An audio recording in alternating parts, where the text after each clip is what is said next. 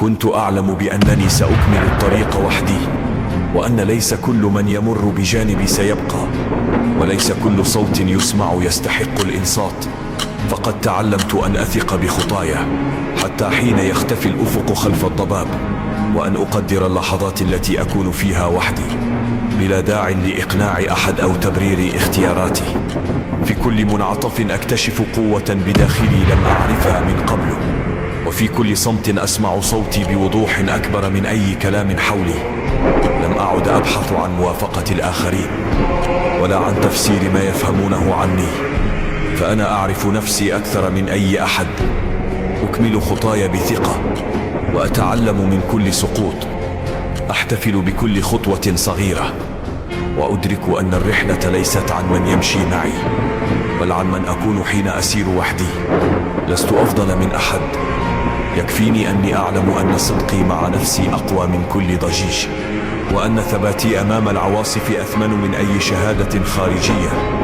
أنا من يكتب قصته ويحدد مصيره ويصنع لحظاته وحدي بشموخ وهدوء، بلا حاجة لتبرير أو رد من أحد. من استغنى فنحن عنه أغنى، ومن تكبر فالتراب أولى به. نحن لا نلهث خلف من باع نفسه رخيصا، ولا نرفع من أسقط قدره بيده. من ظن أنه يعزنا بوجوده فهو واهم، فالعزة بالله لا بخلقه، والكرامة في الثبات لا في التلون. نحن لا نحتاج إلى من يساوم ولا إلى من يلوح بظله، فالشمس لا تنتظر شهادة قنديل منطفئ. ومن ولى ظهره فلينصرف مطمئنا، فلن يجدنا حيث تركنا، بل سنكون أعلى وأشد وأقوى. فليعلم من ابتعد أننا لا نلتفت إلى الوراء، ومن خان العهد خسر مكانه، ومن أدار ظهره وجدنا بوجوه لا تهزم.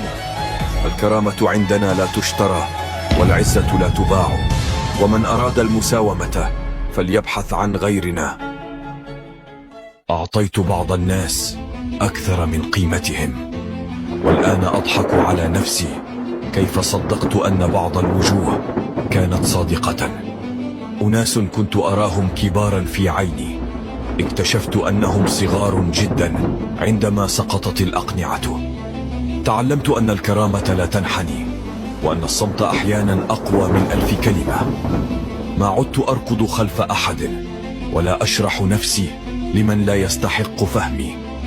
من أراد الرحيل فالباب يرحب، ومن أراد البقاء فليعرف حدوده. ليس كل ندم وجع، أحيانا يكون الندم طريقا للعودة. ولأن الله يعرف طبيعة القلب البشري جعل للندم بابا مفتوحا لا يغلق، واسمه التوبة. حين تندم لا تكره نفسك، بل اقترب منها وقل لها: أخطأنا، لكننا سنصلح وسنعود أجمل مما كنا. فالله لا يبحث عن سيرة نقية، بل عن قلب حي يشعر ويتألم ويشتاق للنقاء من جديد. الندم الصادق لا يهدمك، بل يعيدك إلى حقيقتك بعد أن أرهقتك الطريق الملتوية. هو صوت الرحمة بداخلك، هو بداية نهار جديد، لا إعلان نهاية.